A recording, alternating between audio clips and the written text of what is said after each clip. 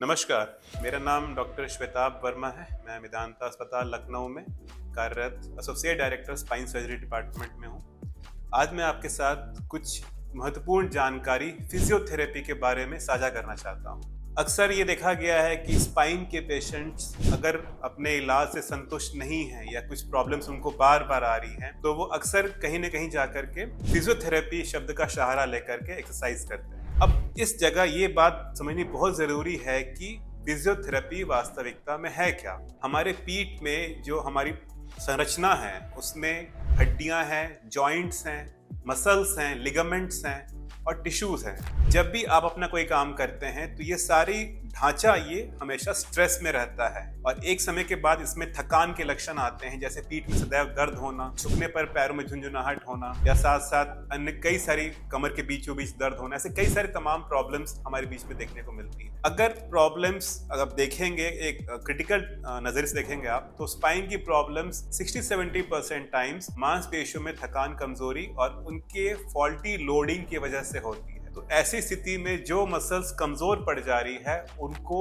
हमें मजबूती देने की जरूरत है। इन परिस्थितियों में जहां पर अंदर स्पाइन में और कोई सीरियस कंडीशन नहीं पाई जाती है, जहां पे आपके ब्लड रिपोर्ट्स हो, आपके एमआरआई, एक्सरे जहां पर नॉर्मल है, तो वहां पर ये माना जाता है और यहाँ पर वो हम निष्कर्ष निकालते हैं कि ज्यादातर कारण जो पीठ के दर्द का है वो आपकी मांसपेशियों की वजह से ही हो रहा है। इस परिस्थिति में फिजियोथेरेपी का एक बहुत इंपॉर्टेंट रोल है। अगर हम अपने पीठ की मसल्स को एक्टिवेट रखेंगे, उनको बराबर वर्जिश देंगे, तो आप ये देखेंगे कि आपको ये दिक्कतें समय पे समय कम हो जाती है। फिजियोथेरेपी हर एरिया का अलग अलग होता है। गर्दन के लिए अलग किस्म की एक्सरसाइज होती हैं, पीठ के लिए अलग किस्म की एक्सरसाइज होती हैं और कमर के लिए अलग किस्म की एक्सरसाइज होती है, क्योंकि हर आपका हिस्सा अलग काम करता है। गर्दन का हिस्सा आपको सामने देखने में, ड्राइव करने में, लिखने और आपके नेक को स्टेबलाइज करने में ज्यादा रोल देता है। कमर का हिस्सा आपके चलने फिरने, रनिंग एक्टिविटी, जंपिंग एक्टिविटी को हेल्प करता है। तो इसीलिए जो एक्सरसाइज हम लोग बताते हैं, स्पाइनल एक्सटेंशन एक्सरसाइजेस होती हैं, कोर स्ट्रेंथनिंग एक्सरसाइजेस होती हैं, सर्वाइकल आइसोमेट्रिक एक्सरसाइजेस होती हैं, रोटेटर्स को मजबूत करने की एक्सरसाइजेस होती हैं,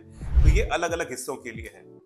तो जब हम ये श्योर है कि अंदर स्पाइन में और कोई सीरियस कंडीशन नहीं है और पेशेंट्स हमारे पास फर्स्ट टाइम आ रहे हैं बैक पेन या नेक पेन लेकर के, उनके लिए फिजियोथेरेपी और मेडिकेशन ही इनका इलाज है। जब आप किसी अच्छे फिजियोथेरेपी के साथ इन कोलैबोरेशन आप एक्सरसाइज करेंगे, अपने बॉडी को मजबूत करेंगे, तो आप देखेंगे कि 80-90% time most of the spinal problems का वही अंत हो जाता है। कुछ 5-10% पेशेंट्स में फिजियोथेरेपी से बात नहीं बनती, जहां पर वो पेन बार बार आते रहता है। इसका मतलब ये है कि अंदर कुछ प्रॉब्लम है जो कि आपके फिजियोथेरेपी से सॉल्व नहीं हुई है। इसीलिए ऐसी परिस्थितियों में फिर हमें आगे का स्टेप लेना पड़ता है, जहां पर हम इन्वेस्टिगेट करके देखते हैं कि क्या कोई स्ट्रक्चरल प्रॉब्लम है, क्या कोई नसों पे दबाव है, या कोई हड्डी खिसकी हुई है आगे, या कोई जॉइंट खराब हो गया है, या अंदर कोई फ्रैक्चर है जो कि आपको परेशान कर रहा है बार बार। इन परिस्थितियों में फिर आपको नेक्स्ट स्टेप का सहारा लेना पड़ता है, जहां पर हमें कुछ प्रॉब्लम को सर्जिकली सॉल्व करना पड़ता है। तो कहने का तात्पर्य यह है कि फिजियोथेरेपी